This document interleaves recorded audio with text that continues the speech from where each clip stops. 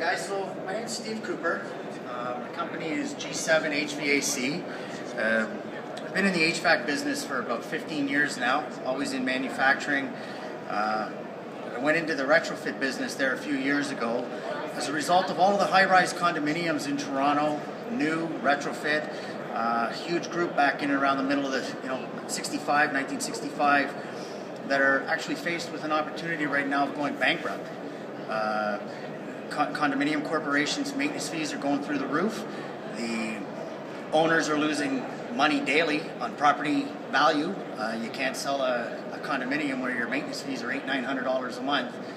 So a couple of years ago, I founded G7 HVAC with the intention to bring to the market a solution that would solve something that everybody's going to face that owns an old high-rise condominium, and from a new developer point of view, be able to put in the most energy efficient system that our market has ever seen. And I hope I brought something with some intention. I've spent the last couple of years putting together a network of manufacturers, the number one, the best in the world. Every manufacturer that G7 represents has stature in the market, has a reputation of being the best in their industry, and essentially what G7 has put together is an extension of combination heating and cooling. CHP is such a buzzword right now, and for the last 2 years, this has been my life. I've been speaking with the different people at the energy levels, at the utilities, and basically what's happening right now that I had found is CHP is actually a fantastic opportunity for any building, any industry. It doesn't matter. It's saving money, producing electricity at a rate sometimes half of what we're paying for in Ontario. And that was the key. Where we're running into a difficulty is the size of the CHP. So it goes without saying, the larger the CHP, the more savings for the building, for the customer. But when we're proposing 200 kilowatt systems, and for whatever reason, infrastructure, all the different things that are coming in, we're being asked to drop our CHP size down to 100 kilowatts. It's not doing me as a business owner any justice. It's not doing the customer any justice when we can put out a better system. And that's what we did. So this year I thought, instead of introducing just a product, I'd enter G7 into the Innovative Product Award for the Toronto Construction Association. Guys, this is a game changer. This is something nobody's ever seen before. No one company stepped up and taken the time to find the best manufacturers that all support G7 with their technical information and combined it into a whole package, Trigeneration. We represent a micro CHP manufacturer. We represent the largest CHP manufacturer in the world, 2G. And when you start to apply this to the high-rise market, we also represent Naylor Industries, which typically sells out a 2-pipe fan coil system into new construction because of the cost that the developer doesn't want to spend any extra money to run a chiller during the winter to provide the odd person that wants to have a little bit of cooling. But the reality of the high-rise market is come 12 o'clock and the sun's starting to face south, those people don't want heat, they need air conditioning. They're not willing to pay for that. So the heart of the system that G7 put together is definitely the CHP component.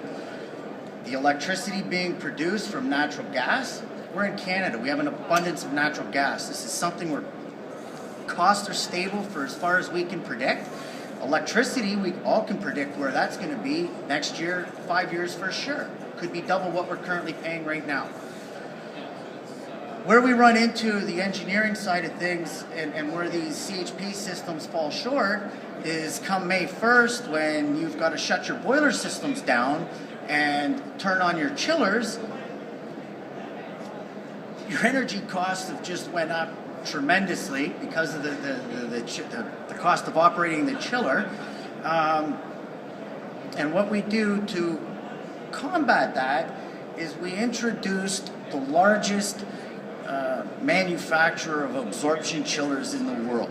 Broad Chillers. They're a company, the unit is manufactured in China, But they've seen such a market in the North American market. They started in the US, and they started a separate company called Broad USA.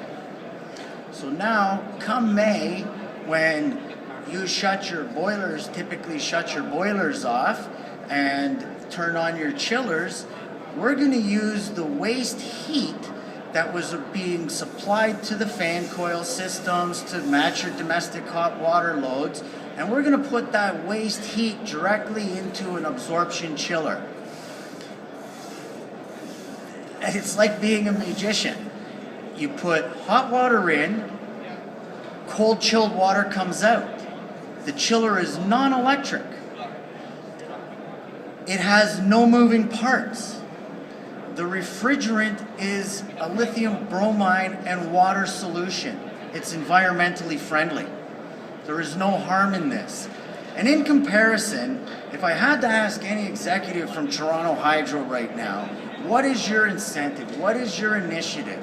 And I'd throw out a proposition that on July 15th this year, at 2 o'clock in the afternoon, if I can reduce cooling costs by 95%, we've got something that is actually going to change the way business is done for Toronto Hydro as well as the HVAC industry. It's all about comfort. We are fighting a problem with cooling. We're not having a problem with the process. We are having a problem keeping our demand in the city of Toronto under control when it's the hottest day of the summer. Because you cannot tell the customer that's paying for your hydro, shut your AC off. You can introduce smart meters, you can try to reduce it slightly, but you cannot tell the paying customer that there's no solution. So in comparison, by taking CHP to the next level of Trigeneration, I'll use a 100-ton chiller as an example. The most efficient modern day chiller today, 100 tons, operates on average of about 65 kilowatts.